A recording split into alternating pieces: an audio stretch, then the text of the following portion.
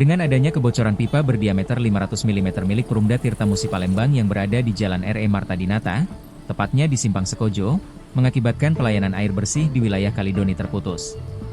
Febri Andayani, salah satu warga Kelurahan Kalidoni mengaku, pemadaman air PDAM sudah terjadi sejak kemarin siang sekitar pukul 11 waktu Indonesia Barat. Meski sempat hidup, saat ini kondisi air PDAM kembali mati, sehingga namun hingga dirinya harus memanfaatkan air hujan yang ditampung untuk kebutuhan sehari-hari. Selain di Jalan R.E. Marta Dinata, kebocoran pipa yang diduga milik Perumda Tirta Musi juga terjadi di Jalan Haji Abdul Rozak di depan Kedamaian Permai.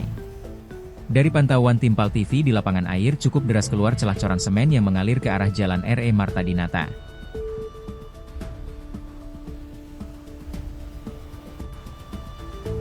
Kemarin dari jam 11 mati sampai sekarang. Sempat hidup jam 5, tapi cuma dapat 2 baskom. Udah itu mati lagi. Jadi ini kita pakai air apa, Bu, sementara? Air yang ada, kemarin kebetulan hujan kan.